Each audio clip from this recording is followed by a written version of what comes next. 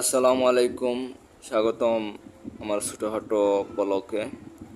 হয়তো অনেকে দেখতে পারছেন আমাদের নিয়মিত।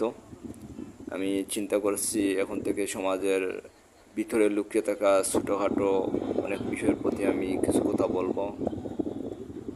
যে আমাদের সমাজে আসলে যেগুলা কথা বললে আমাদের সমাজ, রাষ্ট্র, জনগণ উপকার হবে সেই বিষয়ে কথা বলবো।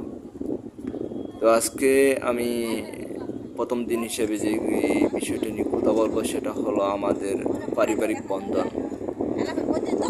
আমাদের একটা গর্ব করার মতো বন্ধন রয়েছে, সেটা হলো পারিবারিক বন্ধন।